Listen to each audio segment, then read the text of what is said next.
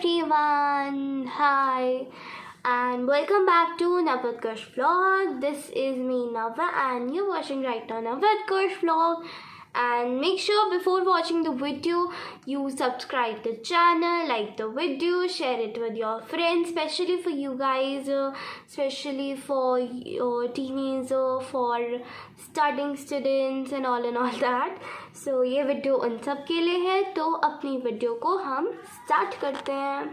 बात करने वाले हैं एक ऐसे टॉपिक पर जो आपने कभी ना कभी पढ़ा है या फिर आप पढ़ रहे होगे, बट आपको उन सब का मीनिंग नहीं पता होगा।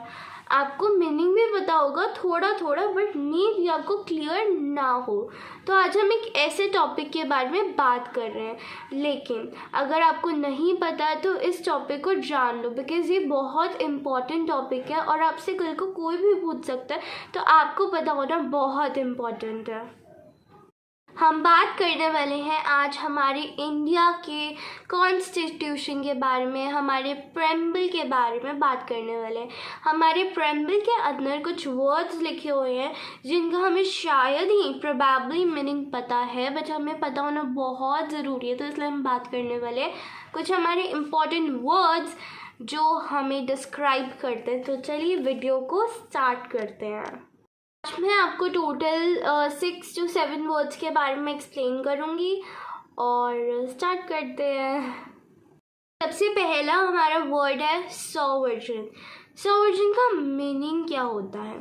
सॉवर्जिन का मीनिंग होता है हमारा इंडिया एक इंडिपेंडेंट कंट्री है, उस पर कोई भी फॉरेन कंट्रोल नहीं है, कोई हमारी बाहर की कंट्री आके हमें रूल नहीं कर रही है।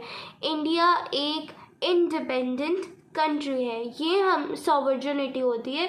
सॉवर्जिन का मीनिंग हुआ India is independent, India don't have any foreign control. Next जो हमारा वर्ड है सोशलिस्ट, बहुत इम्पॉर्टेंट। एक्चुअल में तो सारे वर्ड्स ही काफ़ी ज़्यादा इम्पॉर्टेंट है। जो नेक्स्ट हमारा वर्ड है दैट इज़ सोशलिस्ट। सोशलिस्ट का मीनिंग क्या होता है? सोशलिस्ट को हमें समझने के लिए दो वर्ड्स को समझना बहुत इम्पॉर्टेंट है। सबसे पहले economic equality and social equality. Economic इन दोनों वर्ड्स का मीनिंग समझते हैं। सबसे पहले सोशल इक्वालिटी क्या होता है? सोशल इक्वालिटी होता है कि हमारा जो इंडिया है, इंडिया में सभी को इक्वालिटी प्रोवाइड की जा रही है। किसके बेस पर? कोई बता सकता है? हमें इक्वालिटी प्रोवाइड की जाती है on the basis of caste, gender, religion, colour. इन सब के बेसिस पे और भी काफ़ी सारे बेस होते हैं, मैंने आपको 2 to 3 बताए हैं। इन सब के बेस पे हमें हमारा सोशल इक्वालिटी शो होती है। उसके बाद हमारा है एक नेक्स्ट वर्ड आता है that is economic equality. Economic equality का मीनिंग समझते हैं। इकोनॉमिक इक्वालिटी होता है कि सभी को इक्वल रिसोर्सेज प्रोवाइड होने चाहिए, ऐसा नहीं किसी को कम तो किसी को बहुत ज़्यादा। तो government should make some efforts, right.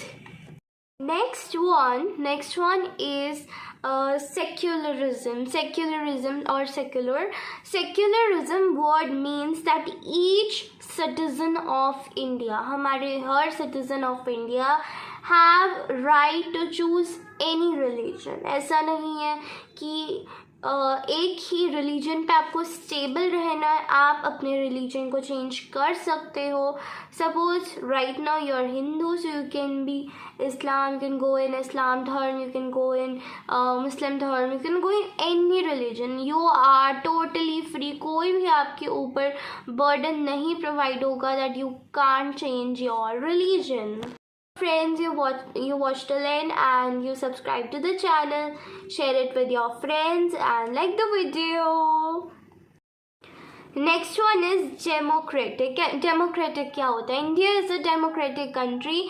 ये वर्ड हमने सब ने सुना हुआ है, हार्डली कोई पीपल, रेयरली कोई पीपल होगा जिसने नहीं सुना हुआ। Democratic, India is a democratic country, हम सबको पता है, बट आपको पता है इस वर्ड का मीनिंग क्या है? क्या आपको पता है डिक्टेटरशिप, डेमोक्रेटिक कंट्री, ये सब क्या होता है? ये सब इसका वर्ड का मीनिंग मैं बताती हूँ। डेमोक्रेसी होती है people can choose their representative, people choose the representative. कोई भी जो हमारे इंडिया का पीपल है, कोई भी चूज़ कर सकता है अपने रिप्रेजेंटेटिव्स को। India is a democratic country and और एक और बात ध्यान रखना, जो डेमोक्रेसी होती है उसमें बहुत सारी पॉलिटिकल पार्टीज़ होती हैं और जो सपोर्टर्स होते हैं उन्हें वोट मिलता है और फिर एक पर्टिकुलर पार्टी सिलेक्ट होती है और फिर वो कंट्री पे डेवलपमेंट में हेल्प करती है।